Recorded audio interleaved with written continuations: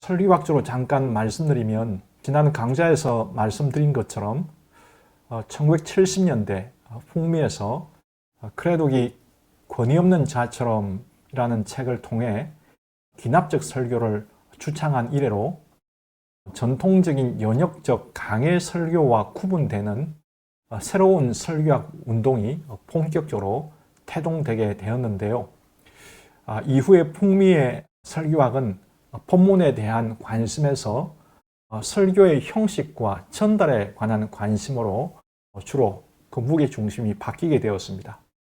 곧 이전의 설교학은 설교의 내용에 관심이 있었다면 새로운 설교학 운동은 전달 방식 혹은 설교의 형식에 관심을 가지게 되었습니다. 이러한 신설교학의 주된 관심사는 어떻게 청중에게 들리는 설교를 할 것이냐 하는 것입니다. 그래서 크레독의 기납적 설교 이후에 이러한 정신 아래 많은 설교학자들을 통해 다양한 설교 방식과 형식들이 제시되었습니다. 이러한 다양한 형식들 중에 대표적인 설교 형식이 바로 세인트 폴 신학교의 설교학 교수인 유진 라우리가 제시한 내러티브 플롯을 따른 내러티브 설교입니다. 유진 라우리는 전통적인 연역적 설교, 쉽게 말하면 3대지 설교와 같은 설교의 약점을 여러 가지 포인트의 요지에 초점을 맞추게 하는 것이지 설교 과정의 열쇠인 전이 과정, 다시 말해 흘러가는 움직임에는 전혀 초점을 맞추지 않는다고 비판했습니다. 라우리는 설교를 기존의 연역적 설교처럼 어떤 공간에서 행해지는 덩어리가 아니라 이야기와 같은 예술 형태로 시간 안에서 일어나는 사건으로 정의합니다. 다시 말해서 설교는 전통적인 설교처럼 정지된 화면처럼 메시지를 전하는 것이 아니라 소설이나 영화처럼 시간을 따라 흐르는 것, 곧 움직임을 통해서 발전해가는 화면을 따라 설교하는 것으로 바라보았습니다. 그래서 기존의 소설과 드라마, 영화의 방식처럼 설교를 이야기처럼 플롯에 따라서 구성해야 한다고 강조했는데요. 그런데 내러티브 설교를 위해 어떤 방식으로 플롯을 구성할 수 있을까요? 여기에 관해서 라우리가 답을 제시합니다. 그래서 라우리가 내러티브 설교로 유명해진 것이죠. 라우리는 내러티브 설교의 본격적인 포문을 연 그의 책 이야기식 설교 구성이라는 책에서 내러티브 설교의 정당성과 함께 구체적으로 어떤 플롯을 따라 내러티브 설교를 조직하고 구성할지에 관해 소개하고 있습니다. 라우리는 이 책에서 5단계로 설교 플롯을 구성할 것을 제안합니다. 그래서 라우리는 내러티브 설교를 위해서는 다음의 5단계, 평형을 깨트리기, 모순을 분석하기, 혹은 모호함을 심화시키기, 그리고 문제 해결의 실마리를 제시하기, 복음을 경험하기, 그리고 결과를 기대하기, 이렇게 5단계로 설교를 구성할 수 있다고 제안합니다. 이 5단계가 라우리가 제시한 내러티브 설교의 기본 구조입니다. 그런데 미리 말씀드리자면 이 5단계 설교 구성이 나중에 4단계로 변합니다. 그래서 나중에 4단계를 중심으로 다시 한번 자세히 살펴볼 것이기 때문에 오늘 강의에서는 라우리가 제안하고 있는 5단계, 5단계 내러티브 플롯 구성을 소개해 드리겠습니다. 한 번 더 말씀드리면 여기서 잠시 소개를 드리는 이유는 이 5단계 플롯이 나중에 4단계로 바뀌기 때문입니다. 그러나 내러티브 설교에 입문할 때 맨 처음 만나는 것이 이 라우리의 5단계 플롯 구성이기 때문에 소개를 드리도록 하겠습니다. 이 강의에서는 워밍업으로 들으시면 좋겠습니다. 라우리가 제시하는 플롯 구성의 첫 단계는요, 평형을 깨트리기 단계입니다. 이 부분은 말 그대로 청중의 평정 상태를 깨트리는 단계입니다. 여기서 평형을 깨트린다 할 때 평형이란 말을 이해하는 것이 대단히 중요합니다. 여기서 평형으로 번역된 원래 단어는 equilibrium이라는 단어인데요. equilibrium이라는 단어는 대단히 포괄적인 의미를 가진 단어이고 또 번역하기가 사실 쉽지 않은 단어입니다. 기본적으로 그 단어는 마음의 평정, 몸의 균형, 정신적 균형을 의미하는 단어입니다. 그러니까 평형이라는 것은 평형, 평화, 평정의 상태로 정상적인, 평화로운, 건강한 혹은 상식적인 상태를 의미합니다. 그러니까 평형이 깨어진다라는 것은 이러한 평온한 상태, 정상적인 상태, 혹은 우리의 평소 때 가지고 있는 생각이나 상식 같은 것들이 깨어지는 단계입니다. 참고로 나중에 라우리는 이 평형이 깨어지는 단계를 갈등 단계로 용어를 바꾸어 사용했었습니다. 그리고 어떤 때는 모순이라는 단어를 이 단계에 대신 사용하기도 했고요.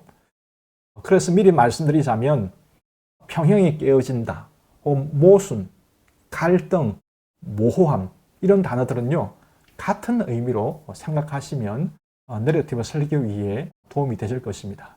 한 번 더 말씀드리면 크게 보면 평형이 깨어진다 혹은 모순, 갈등, 모호함은 같은 의미의 용어입니다.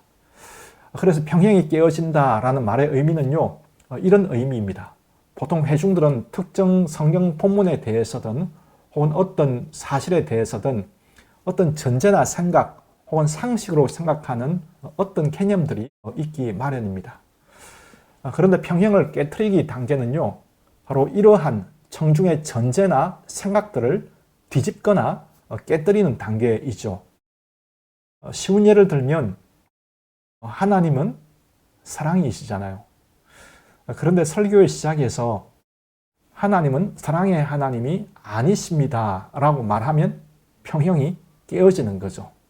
우리가 통상 생각하는 하나님은 사랑의 하나님이시기 때문에 그렇죠.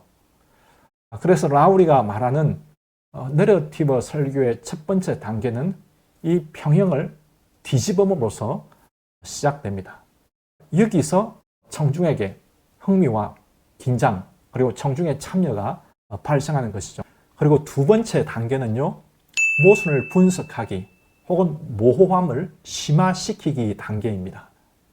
내러티브 설교의 두 번째 이 단계는 모순을 분석하는 단계로서 왜 그런 일이 일어났는지 보다 근본적이며 중심적인 모순의 단계로 뛰어드는 단계입니다.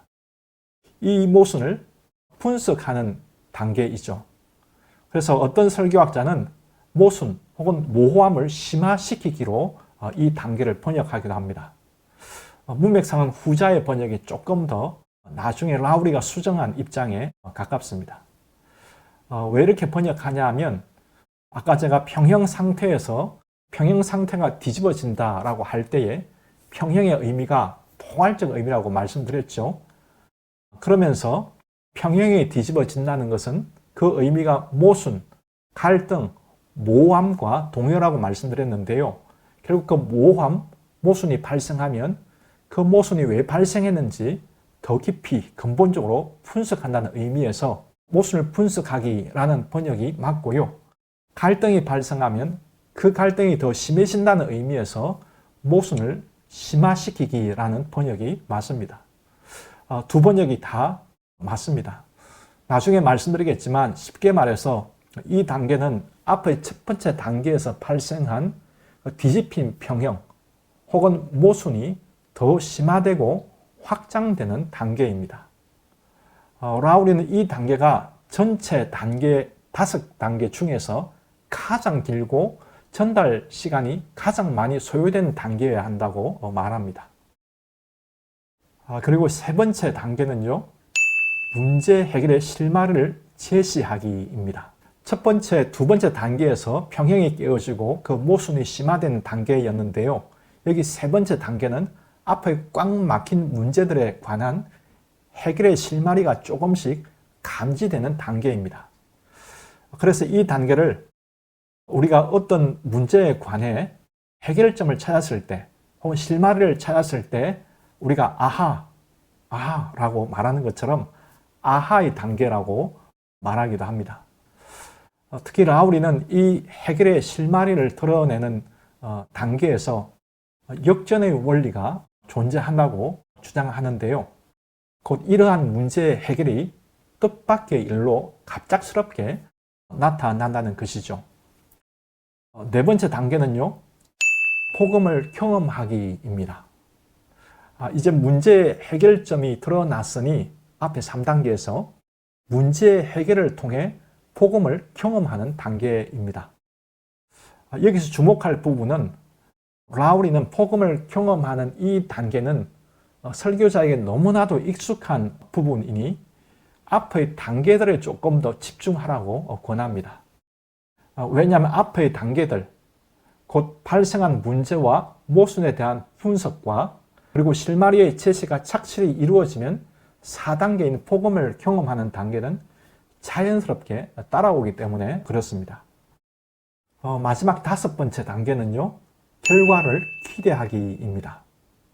앞의 전체 4단계를 통해 모순이 발생하고 모순이 분석되고 해결의 실마리가 드러나고 복음이 경험되었으니 이제는 모든 문제가 해결되어 마무리를 해야 하는 단계이죠. 이 5번째 단계는 물론 약간의 차이는 있습니다만은 좀 쉽게 말씀드리면 강해 설교의 적용 부분과 비슷하다 생각하시면 이해하기가 쉬우실 것 같습니다. 다시 말해 이 본문의 복음을 통해 우리가 기대할 수 있는 것, 그리고 이루어질 수 있는 것, 그리고 가능한 것에 관한 전망들을 제시하는 것이죠. 여기까지가 라우리가 맨 처음 책에서 제시한 내러티브 플롯의 5단계입니다. 라우리는 이 5단계를 감탄사를 통해 설명하기도 하는데요. 바로 옵스, 오, 아하, 위, 예라는 단어입니다. 우선 옵스 하면 주로 우리 실수를 하거나 잘못된 일이 발생하면 옵스 하거든요. 그리고 더 상황이 나빠지면 우 하고요. 또 그리고 우리가 그 무언가, 그 나쁜 상황에 대한 해결책을 발견했을 때 아까 말씀드린 것처럼 아하 하고요. 그리고 기쁠 때 우리는 위 합니다. 그리고 진짜 더 큰 것을 기대함으로 환호성을 지를 때 예 하는 것으로 5단계를 이해하실 수 있겠습니다. 물론 우리에게 좀 익숙한 의성은 아닙니다만은 영어의 대표적인 의성어를 통해서 이 5단계 플롯을 설명하고 있는 것이죠.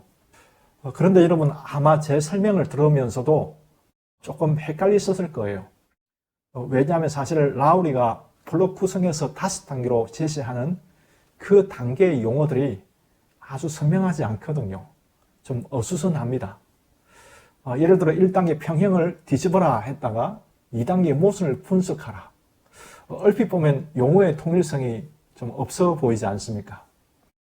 그래서 라우리가 이 5단계를 나중에 수정하고 조정해서 다시 새로운 플롯 구성을 내놓게 되는데요. 용어도 보다 선명하게 바꾸고 또 기존의 5단계를 보다 간소하게 4단계로 수정했습니다. 그래서 라우리는 후대의 책 신비의 가장자리에서 춤추는 설교라는 책에서 이렇게 내러티브 플롯 구성을 4단계로 제시합니다. 곧 갈등, 심화, 갑작스러운 전환, 해소. 이 4단계로 좀 더 간소화시킵니다. 그 안의 내용은 기존의 것 그대로지만 조금 더 쉽게 이해가 가도록 수정한 거죠. 그래서 그림을 보시면 라우리가 제안하는 플롯은요. 먼저 갈등으로 평형을 뒤집는 부분, 갈등의 심화 부분으로 모순을 더욱 깊이 분석하는 부분, 세 번째 갑작스러운 전환으로 복음의 실마리가 드러나고 복음을 경험하는 부분, 마지막으로 해소 부분으로 결과를 기대하기 부분입니다. 이어지는 강좌에서는 라우리가 최종적으로 제시한 내러티브 설교 플롯의 4가지 단계, 갈등, 심화, 전환, 해소, 이 부분을 중심으로 차례대로 살펴보겠습니다.